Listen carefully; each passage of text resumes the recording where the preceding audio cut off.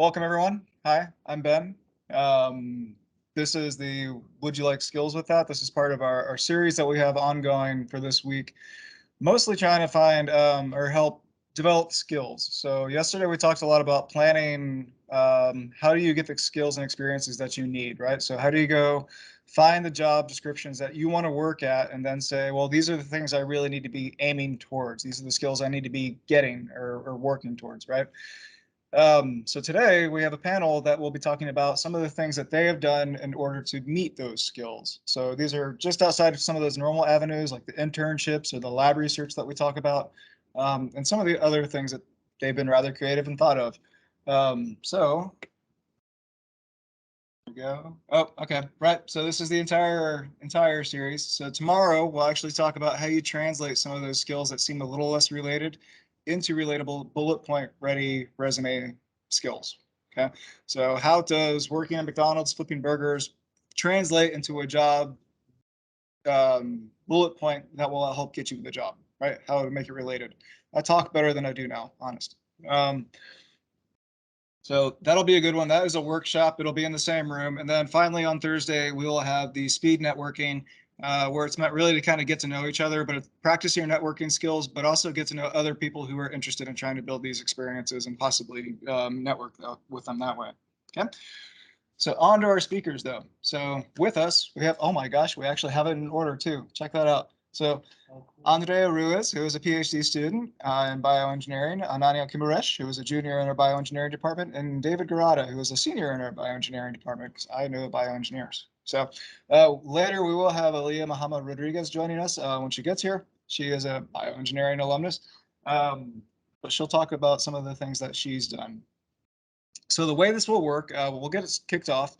If you have questions, please feel free, raise your hands, ask them. Same with online. If you raise your hands, I can see it, and I'll be monitoring the chat. But we'll ask questions, they'll answer, and we'll go back and forth. If there's a lull, I'll jump in with questions because I have plenty. Okay.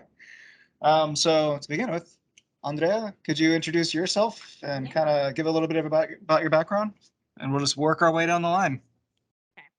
Yeah, so I am, like he said, a PhD student, and I've been at UTD since my undergrad. I had started as a neuroscience major in undergrad, and then I switched to biomedical engineering for my graduate studies. In between undergrad and PhD, I actually worked in a lab on campus as a technician and then a lab manager. Even before that, I worked as a server. So I found that a lot of the experiences from being a server helped me with my career later on. So I can help with that as well if you guys have any questions. But yeah, currently I'm mostly focusing on transitioning towards consult work for management, but consulting firms like that focus on any kind of business, honestly. And so a lot of my experiences and activities that I've looked for and have found have led me that Hi, my name is Ananya. I am a junior biomedical engineering major. I'm also on the pre-med track, so you can see that you will notice that a lot of the experiences that I have are kind of medically driven. And I'll tell you a little bit about what I've done. So I serve as a vice president for an organization called Best Buddies, which serves to foster um, friendships between individuals with disabilities and individuals here at UTD. I serve as president for an organization called Journal Club for the Biosciences, where we discuss different research papers, current and leading papers in the field. I also work at the Student Wellness Center as a peer health educator. So we do different health education events, programming for the university on a variety of wellness topics. So these are kind of just some of the things I'm involved in. Yeah, be happy to tell you a little bit more as we get into it. You.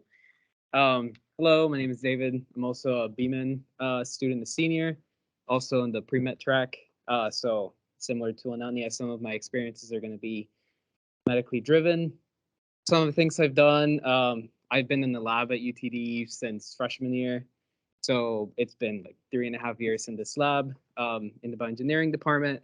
I'm the vice president for the Biomedical Engineering Society, as well as the Journal Club for the Biosciences, a freshman mentor, and then I also volunteer at a clinic in Dallas called the Agape Clinic, where I translate.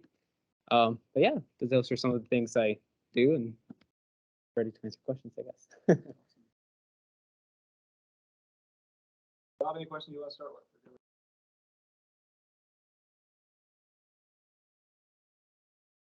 All right.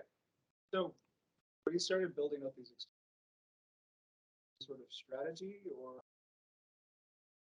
kind of an idea of how to do skills and experiences, we have a strategy.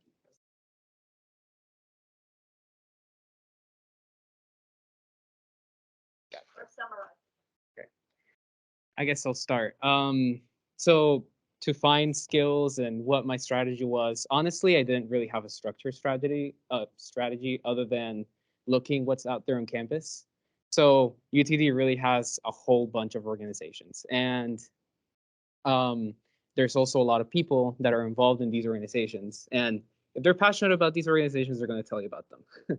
So, just by talking to people saying, oh, what are you involved in? What kinds of things do you like to do? Oh, I like to do that as well. Perhaps you can find something that you share and you can join the organization. They can help you join that. But a lot of the activities and a lot of the skills are going to, at least on campus, they're going to be through student organizations. That's why there's so many of them, right? Because a lot of people are passionate about a lot of different things. Yeah, so like David said, I didn't really come into college knowing exactly what I wanted to do, and I didn't have a very specific plan about what I wanted to do. But I think that I have a lot of different interests and a lot of different passions, and I kind of just started to look for opportunities that would involve those passions. So I guess one thing I would recommend for all of you is that while you're looking for your experiences, to find something you're really passionate about and something you can talk about, because when it does come time to either talk to an employer or go to an interview, if you are interested in the activities that you're doing, it's going to be far easier for you to explain your passions, and it'll make you a much better candidate. For example, something, it's kind of random that I did, but I'm really interested in like preventative medicine and like nutrition. So something I did during COVID was I took a couple of certifications online about nutrition and like plant-based medicine from different universities online. And I thought that it was super interesting, and I did those things purely because I felt like something I was interested in and something I could talk about. So yeah.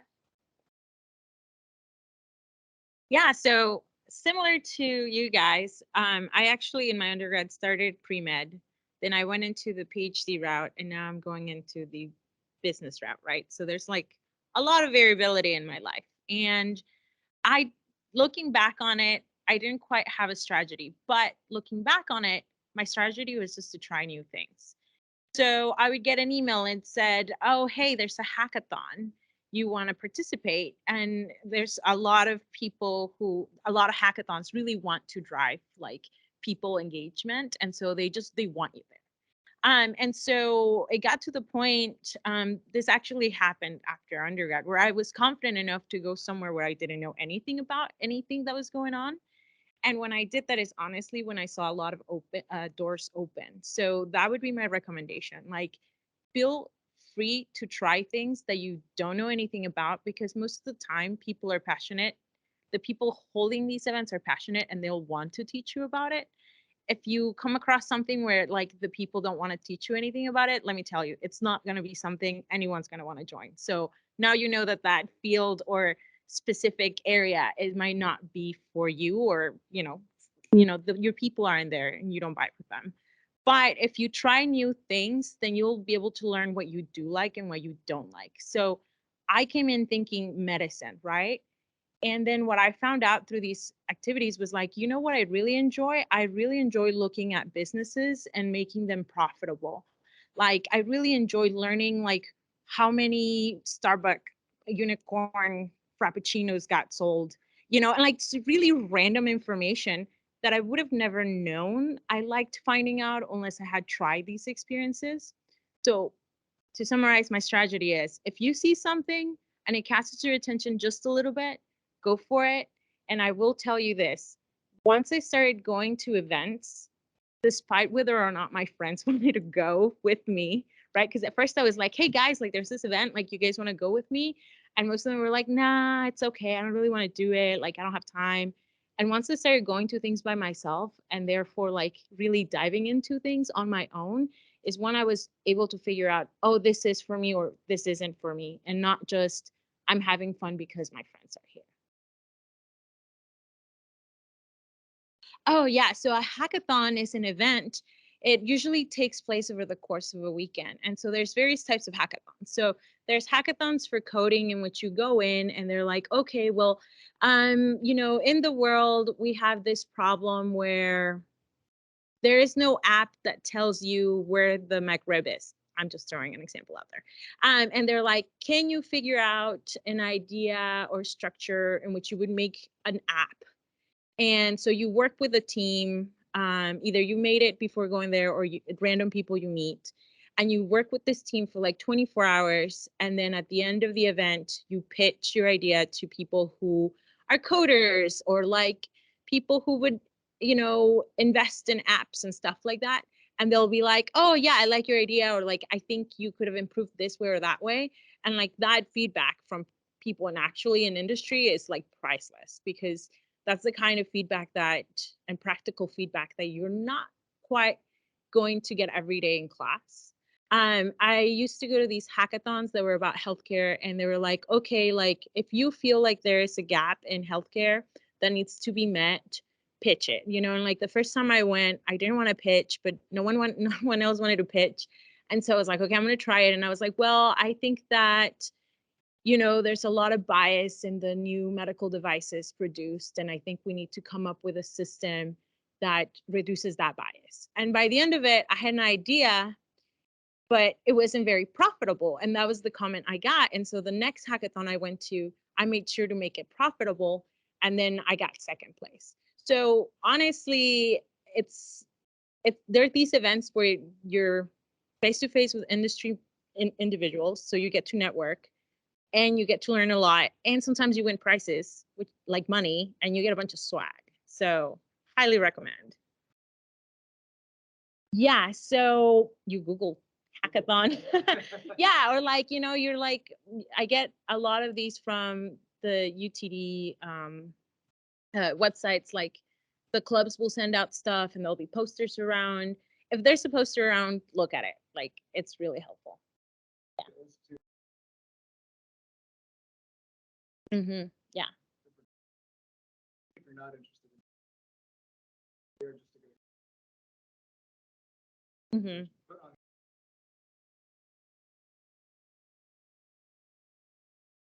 Yeah. And some of them teach you how to code. It's like super helpful. Yeah. No questions? I think you may have already addressed this. Retrospect, how do you recommend students what skills? Yeah. So I definitely passion is a big one. Like, if you're passionate about it, go for it. But I think overall, once you start talking to people, like if you know someone in a field that might seem interesting to you, you can always talk to them or like even on LinkedIn. Like you could find people on LinkedIn, reach out, and a lot of people are willing to talk to you. And you can flat out ask, what do I need to know to get your job? Or what do you wish that you knew before entering this? And a lot of people will tell you because a lot of people don't want you to suffer like they suffered moving into industry. So that's one of the things I've tried. So I guess another thing is first thing to do, I guess, would be to think about what your goal is. Like, what is your end goal? Whether that's medicine, if you want to be pre-med, or whether that's, going and getting a job in industry or furthering your education with a graduate master's degree or like a PhD degree. Like, figure out what you want to do first. And then think about the kinds of experiences that would reflect your ability to, for example, communicate, right? Like what are opportunities that maybe you can do some public speaking or teamwork. What are some opportunities that you could, for example, lead a team of people to do something, or problem solving, or different avenues where you could show that those experiences matter, I guess. Thank you. So just similar to what you said, first figuring out what you want to do and where you want to take your career or even your college experience is the first step. Then based on what you already have, you can evaluate what you need and where you're going. So let's say that we're gonna bring up again like public speaking, for instance. If you want to be a graduate student that wants to go to a conference and discuss their research, public speaking about academic topics would be really useful. So for example, not to plug the club, but JCB, the Journal Club for the Biosciences, we give a platform for people to do that. So just evaluating what kind of skills you want, where you're lacking, and then moving on from there. That way you can assess what things you need to work on. And also it's about, depending on whether you're applying for a job or more towards like grad school, for instance, if you create a narrative of what you've done throughout your career and what you want to do, that can also help assess what skills you need to create that narrative. So for instance, let's say I want to create a narrative that I like serving underserved communities in medicine, right? So volunteering at the clinic, helping translate for them, it's something that I'm doing to create that narrative. So it's about assessing the skills you have and moving forward with what you think you need to create your story.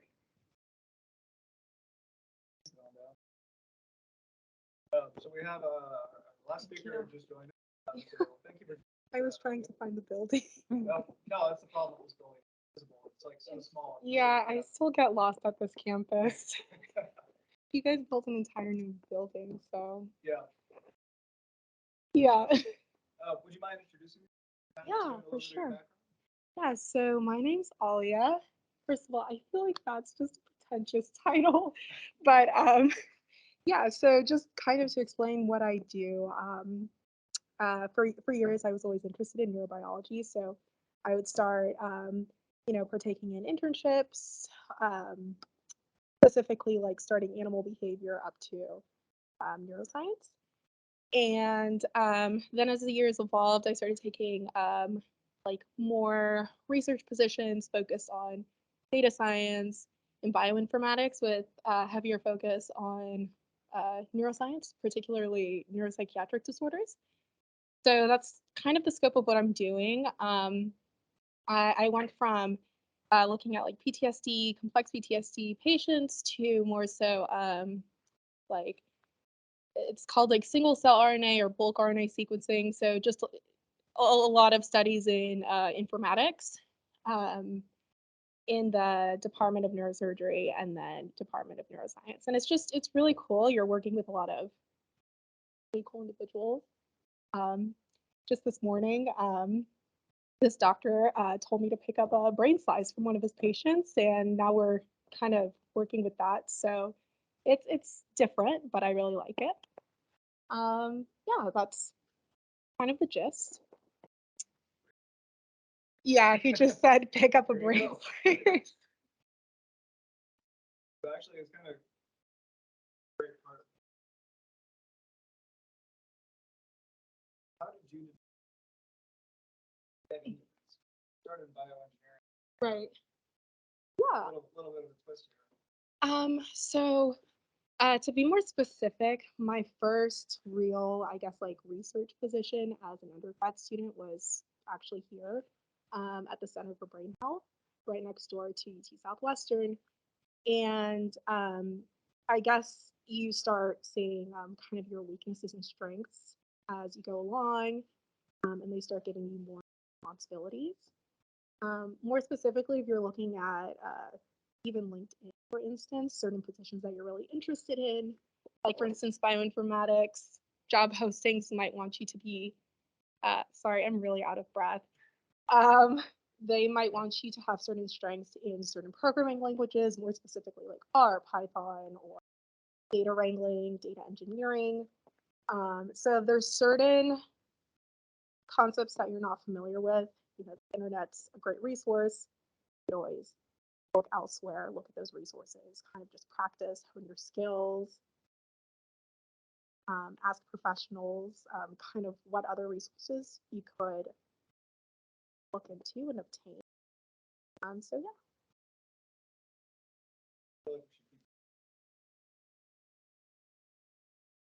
yeah. I'm really trying to catch some breath. I'm so sorry. Ask a question? Yes. So, why do you have like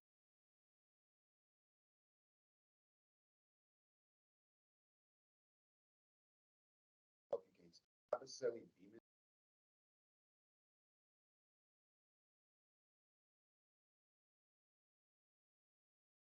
I guess I'll just start and then pass it down.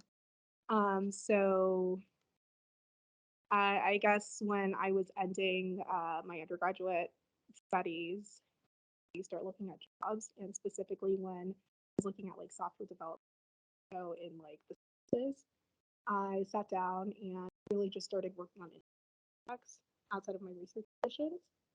Surprisingly, that was really helpful because at that point I had already constructed sort of a portfolio. So when you sit down for an interview, you'd be shocked how many of these individuals, first of all, ask senior design, capstone project, but then they also refer to some of your independent projects, and then you can those, and it also gives you more skills to learn along the way. But I think that was more specific for like software development. I'm not sure if that's something you're interested in. So, but yeah, just constructing some sort of portfolio and project.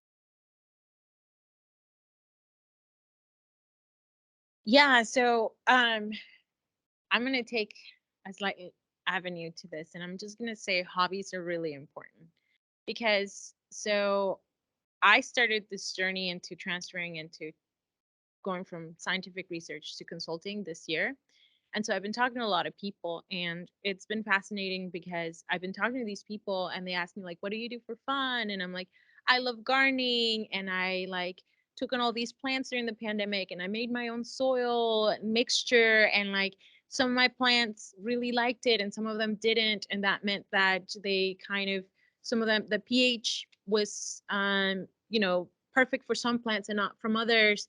And the feedback I got was that just talking about my gardening experience told them that I I can pick up new information. I can then dive deep and understand the specifics within that hobby or activity or project, and then I can troubleshoot and I can problem solve. And so even diving into your own hobbies can tell an employer a lot about you, and especially if you take it to the next notch. So you can say like, well, I interviewed someone for a position at a research lab here, and she told me how she was really passionate about helping people in her community, and so she threw a fundraising event, and just her telling me the story of how she threw this event and how she had to get security and tables and money from like community members. It told me so much about her. So you can turn any passion project you have and turn it into basically your own internship, that you are the boss of you and that you have specific outcomes. As long as when you talk about it, you can say like, this is what I've learned, this is where I started, this is what I've learned, and this is what I produced. And any project that you can talk about in that way will turn in, it's basically the equivalent of any internship. Yeah, so like what she said, I think passion projects are really great. I also don't think it's a terrible idea to include projects that you've done in some of your classes. For example, Beeman 1208, I think you build like a heart rate monitor. I'm in a Beeman, it's a components class, biomedical components, and we're doing like using Arduinos to build like a biomedical device of our choice, using different elements. So even though it's something I'm doing for the class, even after the class, I can totally choose to expand on the project. And I feel like there are quite a few opportunities that are available in our classes to work on coding, work on building different things. And so I think those would be valuable to add to your resume as well.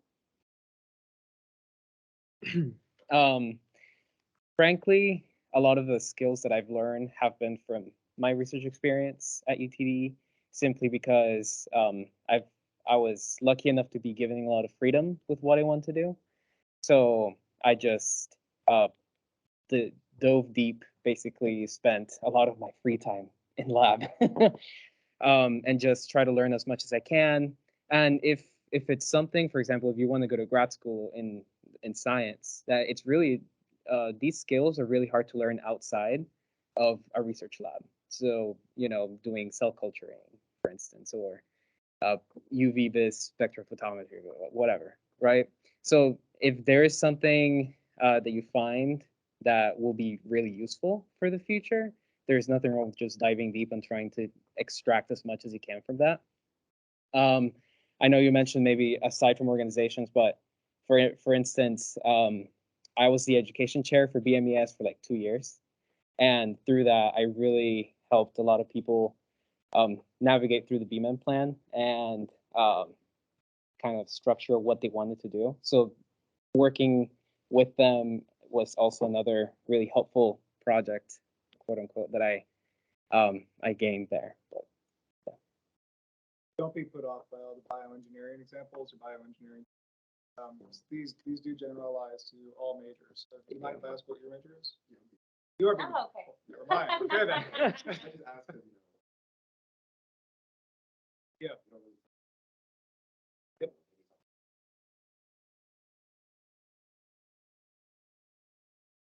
kind of hard.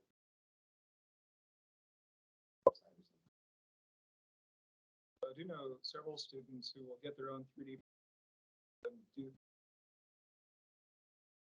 just kind of tinkering around, but the tinkering is, or they'll create their own program to do research through medical imaging. There's a lot you can self and expand. With 1100, if I hope they're still doing that, where when you guys go to the UT design shop first, that like, and you do 80% of the certification, is that still going on? Oh, okay. Well, that's another avenue. Honestly, like you can just go to the UT design shop and you can get certified. So it's in Synergy Park, next to the testing center. Is where all the UT design stuff is. So that's usually where senior design takes place. But you can get certified to work in the machine shop and learn how to handle all of those woodworking, plastic working, metal working, all those machines. They're open to you. And actually, if you volunteer your time, they'll give you access 24/7. There have also been other opportunities that I've seen where you can get certified in things like SolidWorks, which CAD is super useful for industry. Just these floating certifications that they just put up in their emails. I know we get bombarded with emails a lot. I'm not calling you out. I know, but like aside from Dr. Porter, we also get a lot of emails from like ECS. They have, if you just go through them, I know it's a little bit of a hassle because I sometimes ignore them, quite honestly. But some of them, they have really useful information for things you may be interested in. And if you're looking for something, they're bombarding information at you. Just go through it and see if something interests you. And if you don't find anything, then talk to somebody that you think may help you. Even your professors may know somebody that may think they help you. Because sometimes I've gotten things where professors have referred students to me for like BMES related stuff. And it's like, oh, they're interested in doing this. How do you think they can join? And I help out. So just try to use the network you have also to look for these things. As long as you're not involving humans, you're involving humans, then there's the whole IRB and all that stuff. But if you're just building or doing things on your own, I mean, you don't need permission. Certification, that's just a safety. Not meant to be. Something you can. In terms of like opportunities, he mentioned like obviously ECS sends us tons of stuff, and Dr. Porter also sends us a lot of valuable information. But if you were to want to, like, for example, learn a new coding language, we do quite a bit of MATLAB as you progress throughout the years. But say you want to learn another language, there are online resources, for example, Coursera. There's a lot of universities that will offer different certifications and things you're interested in. LinkedIn Learning, I think they have their own thing. I think it's called like Linda or something. So they have opportunities there as well. Skillshare. University has access to. Yes, so you have access to Linda too. So there are a lot of courses online that you can take just to dive deep into one specific topic, because I think BMen is kind of they teach you everything, but you kind of have to decide what you're interested in. So if you want to learn a lot about one specific topic, I think those are great resources. First of all, YouTube. Wikipedia. But also, one of my mentors or my boss, I would write this down, but it's called, I think, X in Y minutes. So if there's, a quick skill that you need to learn, you just look it up, and it just X in Y minutes. Yeah, it's actually really cool. For people that need to learn MATLAB in a day, it's there. Parallel computing, it's also there. So definitely use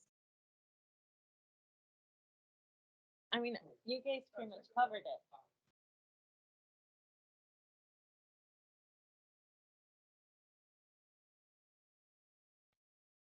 For UT design, most likely, yeah, because they're going through all of the machines that they're using. They're teaching you how to use them. So this is sort of like it. It's one thing to say, "Oh, I know how to use this," but like the UT design safety one, or even, I mean, it's a certification to be able to use these machines. It's like written proof, right? And it's like if you need something to add to your resume, that's something you can do. Like there's nothing stopping you.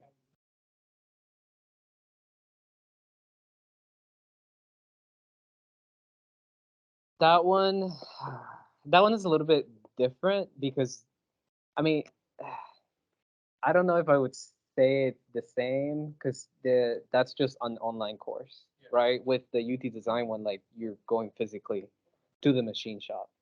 But usually, like if you're doing Bioraft, then you're learning all those skills in your lab anyway, right? So you should be able to associate those skills that you're making sure you know so you can work in the lab. You can put them under your research description. It's like, I worked in this lab.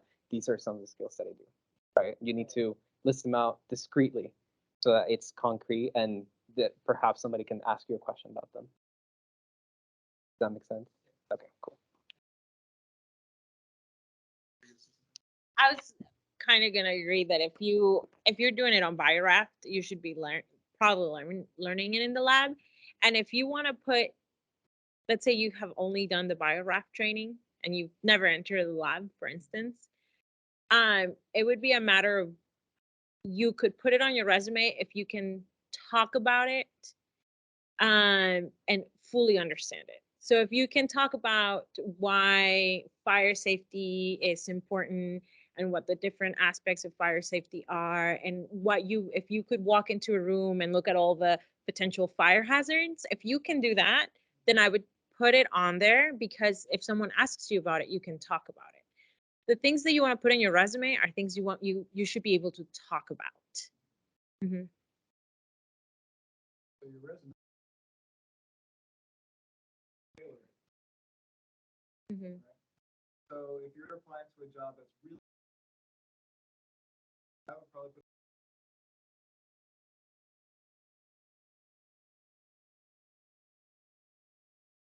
Then you emphasize that.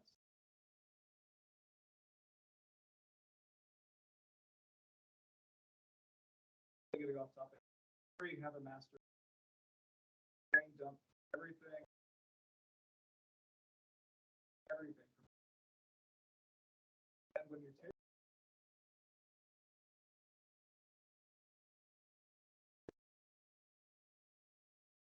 have like 20 that actually show.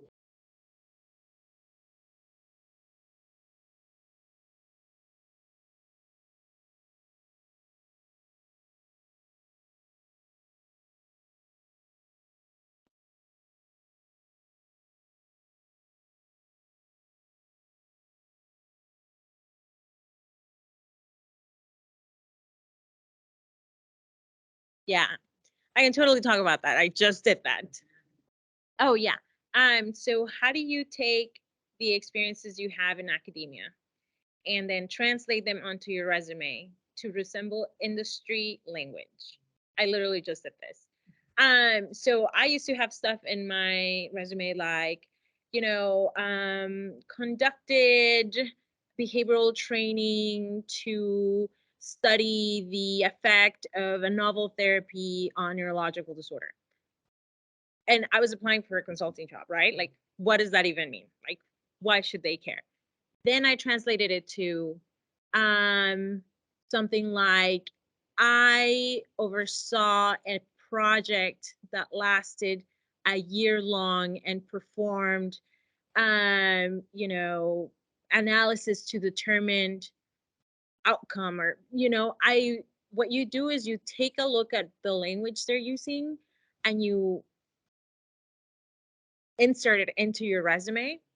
And then what's really helpful is to bounce the ideas back with someone else that maybe kind of has an idea of what that industry is.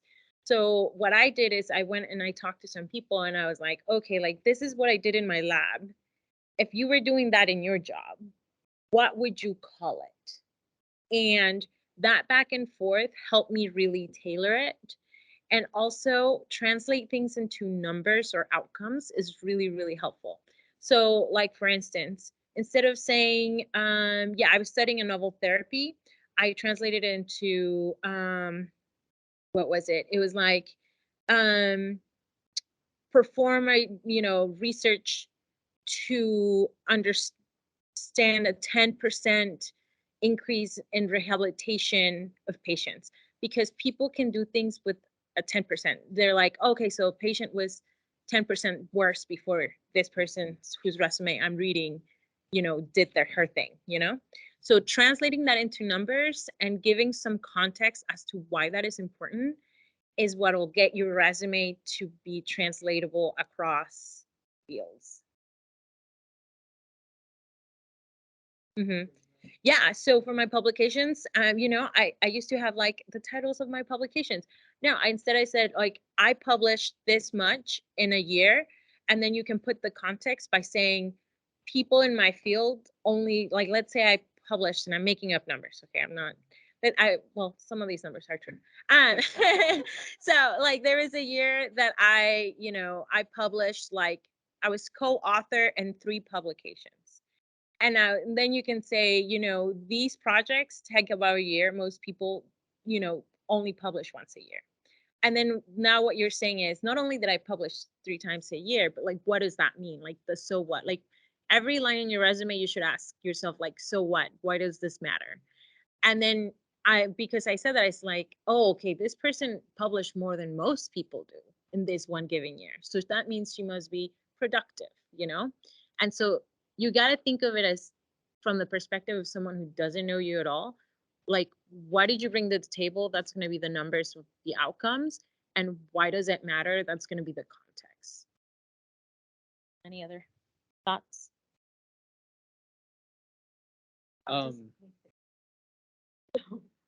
So just to piggyback off of what she said, translating is great, but also it depends on what you're applying for, right? Because if it's sure an industry but still something like biotechnology related, you're still gonna need those very specific words or skills that they're looking for. So let's say you wanted to get a job at Illumina, you're gonna want to say, I know how to do Illumina sequencing, for instance. So it's a fine balance whenever you're applying to these jobs between translating stuff that you've done into something that's understandable for everybody while keeping those specific skills intact so that they are identifiable. Also, I don't know if you guys agree, but project management seems to be a really big thing in industry. And as a PhD student, you're doing a lot of the things that project managers do in industry. So if you can talk about things like the triple constraint and how that applies to your PhD project, that's something you can talk about. The triple constraint. So it's like scope. Oh, I hope I remember. I just saw this in senior design, but it's like it's scope, the cost, and then what was it? And then time, right? So whenever you deviate from one or the other one gets bigger, right? And then a PhD project, you're handling all of this, right? Science is expensive, right? And you need to get funding. So if you have an undergrad, that's personnel that you're managing, and then you have outcomes so you can actually graduate. You can translate all of this into something that you can give or talk about to a person that understands all this, because that's how industry works. They work by projects, and project management is universal across any industry. Can I add a caveat to your point? Sure.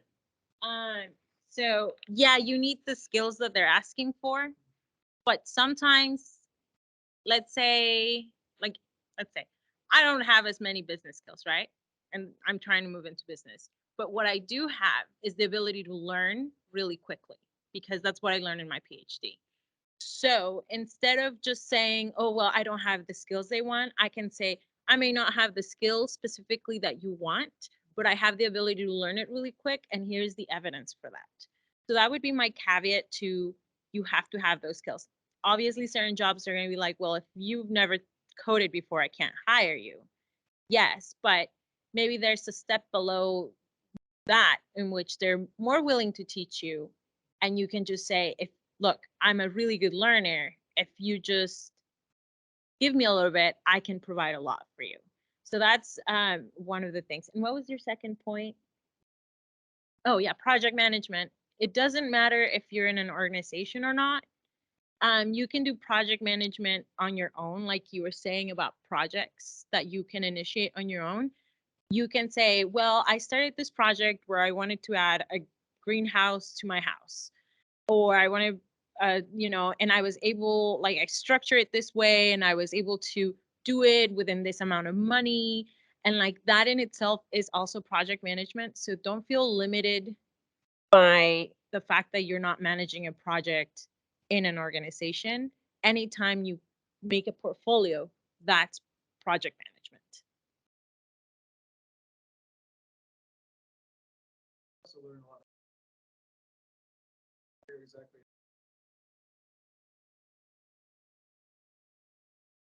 Usually Oh, tell yeah. the good ones from just read somebody's post. You don't necessarily have to connect.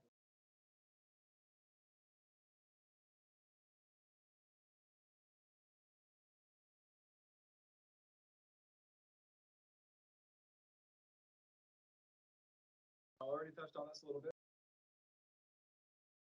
How do you not taught in class? Since I'm holding the mic, I'll start. I listen to a lot of podcasts. Podcasts are really helpful. They give you a lot of information, really well synthesized, that's meant to be digestible. And then from there, if they ever reference something, then I go and look it up. So that's really, I think, one of the easiest forms. And then obviously the rest is like, you go and find clubs. Like there's that app Meetup, and it's like there's a club that all they do is they get together to practice French or practice coding. Um, if you're interested in it, probably there's other people interested in it. If you're if never no one's thought to start that club, you can always be the first one to start the club, and then you'll be the really cool person that started this club. So I would say that's the way I've done it.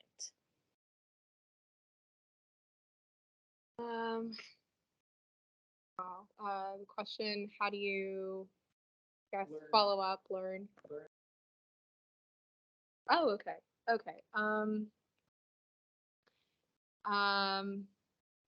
Like she actually, like Ananya actually mentioned, there's Coursera, but there's also Udemy, and I think all of these people actually offer scholarships for students. Completely. I will mention again YouTube.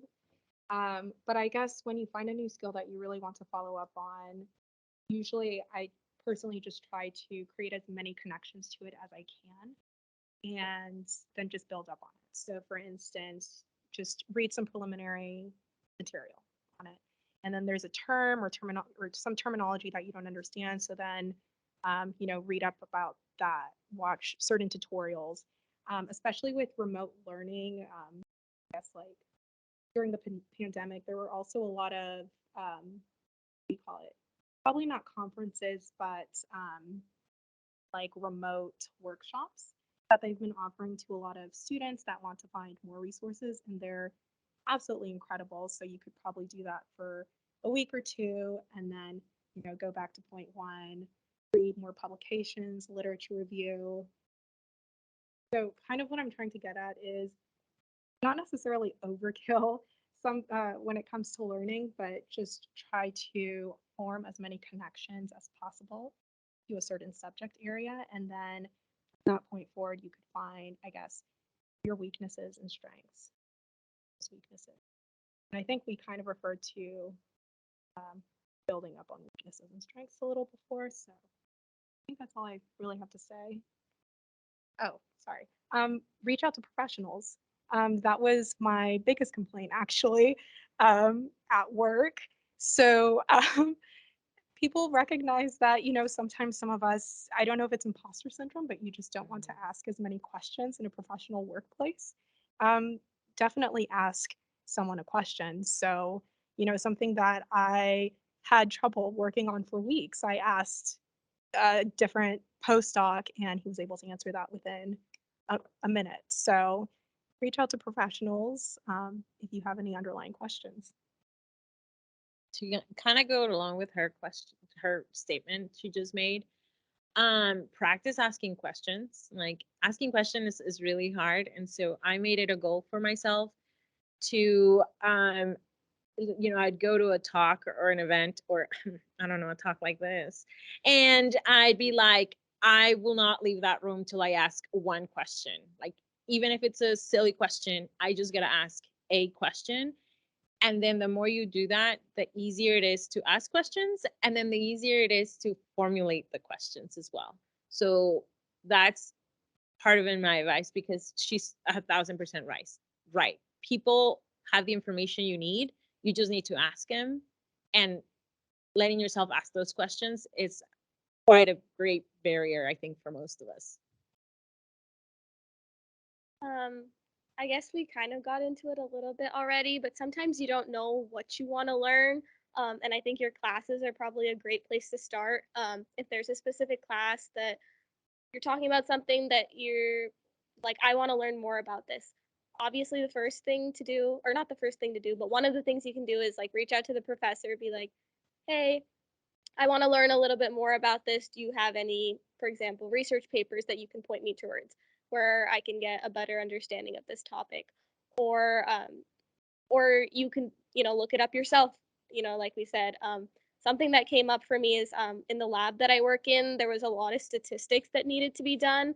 And I know a little bit of statistics, but obviously my classes weren't going to fully prepare me to do all of that. I started with Khan Academy.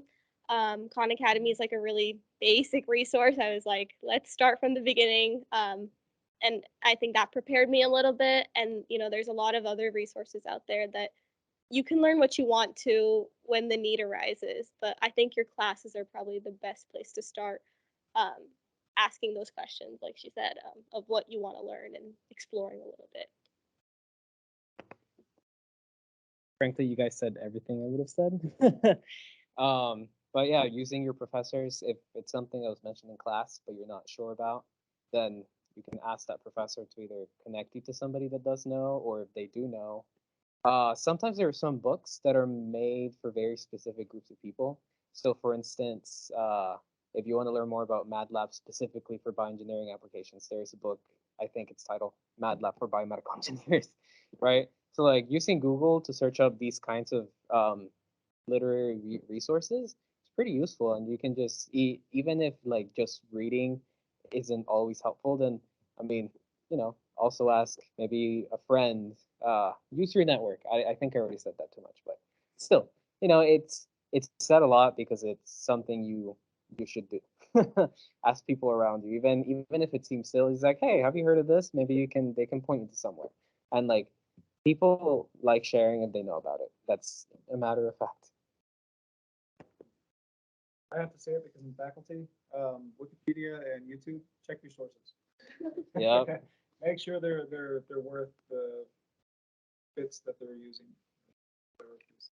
A lot of times I will go to YouTube and look at it, stuff how to do it. I always want to make sure. One more thing. Sorry, kind of with that, then use MIT. I know that no one's really mentioned that yet. MIT courseware, they have more specific classes, and I know that engineering is like still very niche, so you can find specific courses relative to what you're interested in, and it's more legitimate than Wikipedia, I'm sure.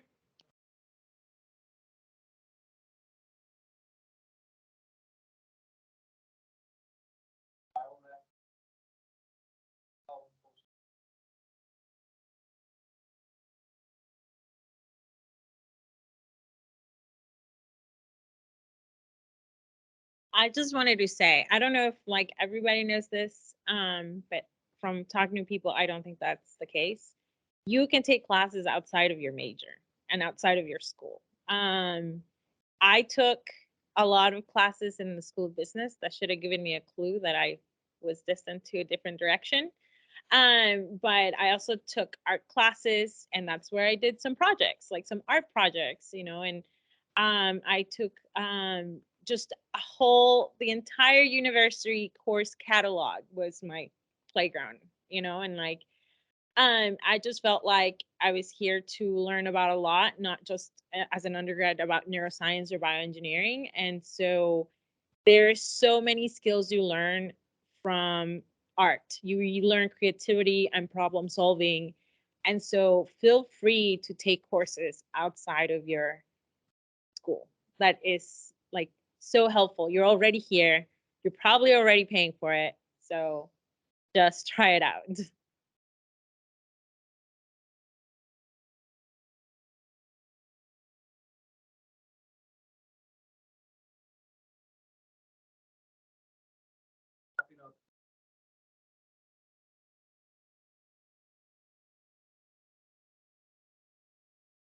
Anyone want to start?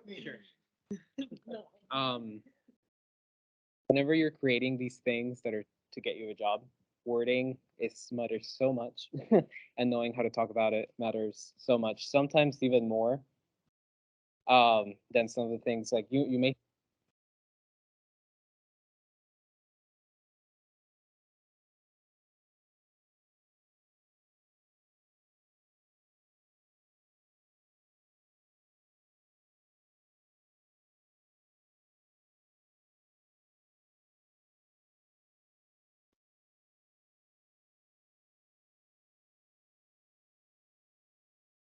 All right, sorry everyone online, our camera just died, but I am going to use my camera instead. Oh.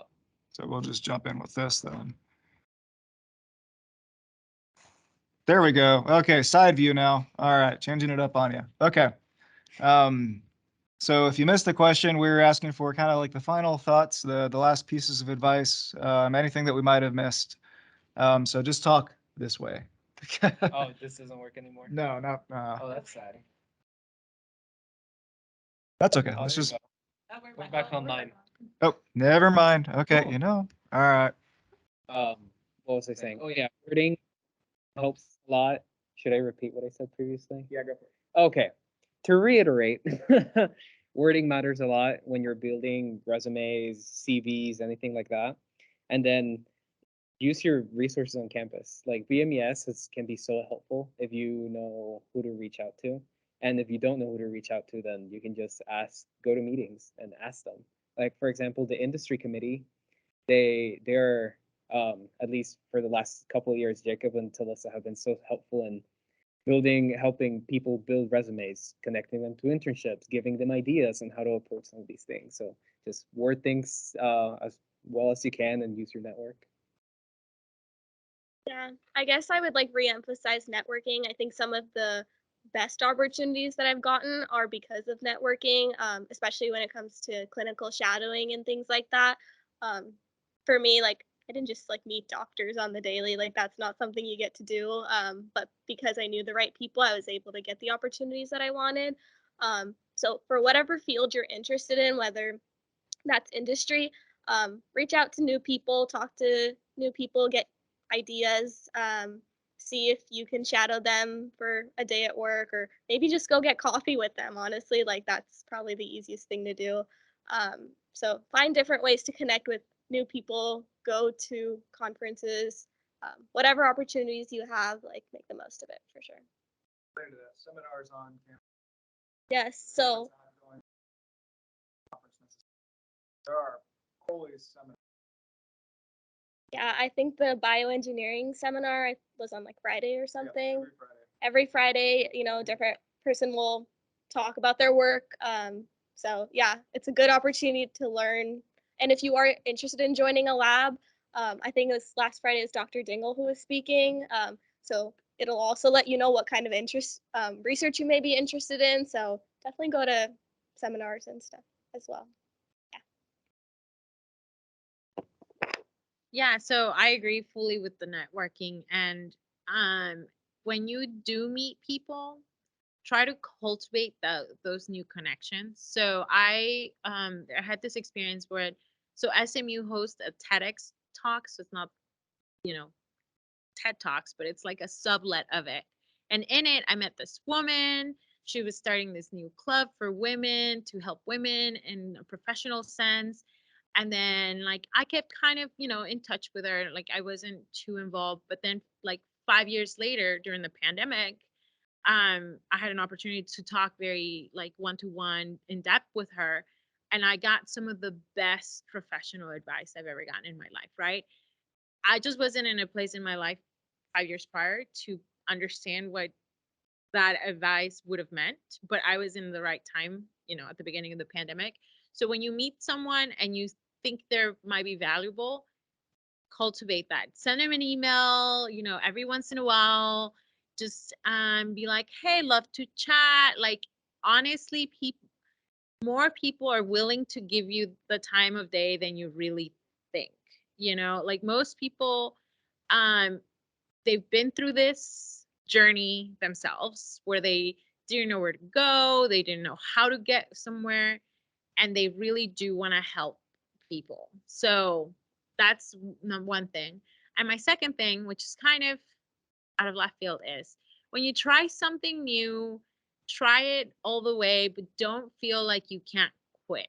Um, that's like such a random thing, right? But like honestly, like if you try something and you give it your best and you don't like it, quit and move to the next thing.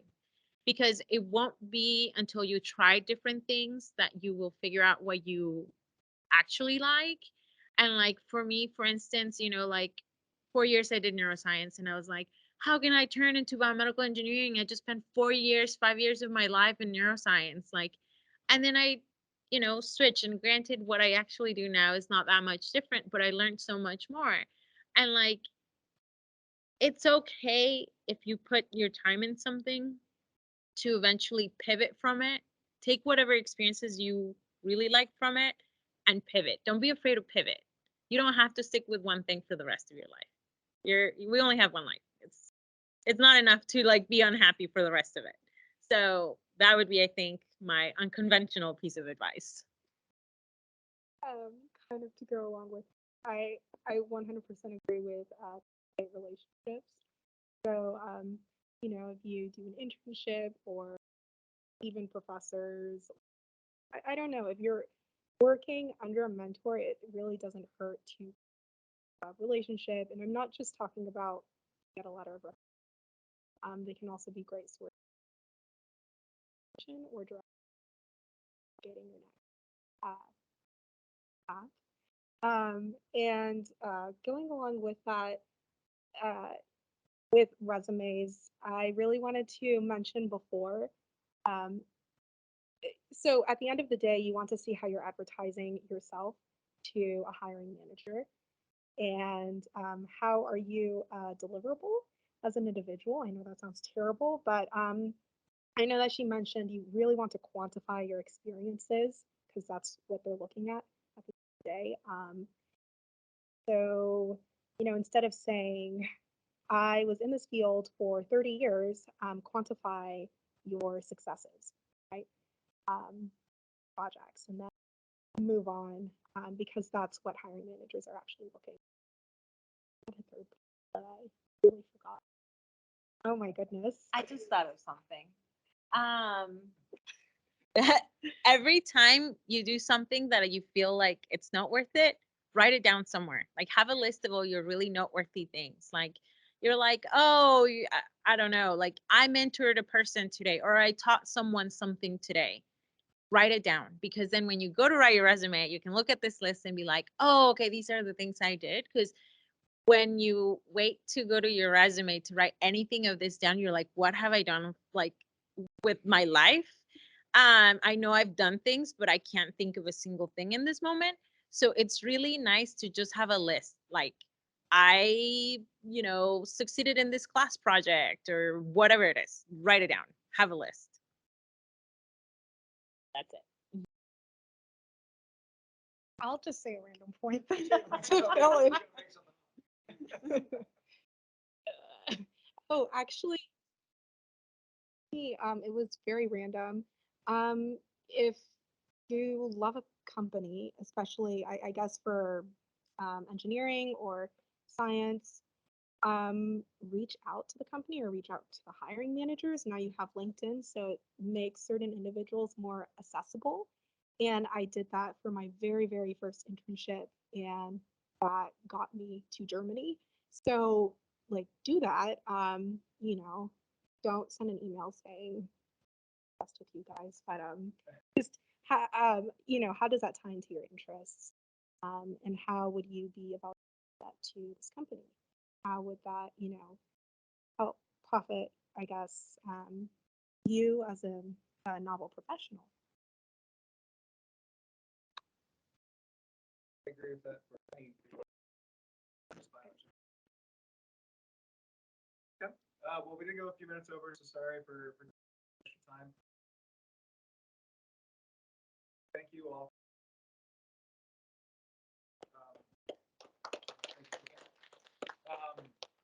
Now, if Alia had stopped, it would have been a big way for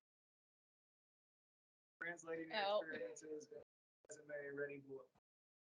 So, if you're interested, come back tomorrow. We're actually going to do a workshop with this, kind of talking about how do we get some of these experiences and actually make them something. But other than that, would you mind just letting us know who you are?